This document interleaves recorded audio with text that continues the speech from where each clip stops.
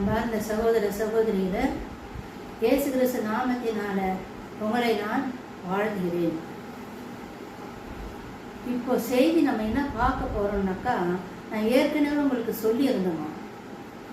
April மாதம் 11ஆம் தேதி இரவு 8 மணிக்கு நம்ம பரலோக நீதிமன்றத்தில் நம்ம ஊழியக்காரர் பாஸ்டர் ஜான் ஜெபராஜ் அவர்களுடைய வழக்கை தாக்கல் பண்ணோம் அப்படின்னு நான் ஏற்கனவே உங்ககிட்ட பேசியிருக்கிறோம்.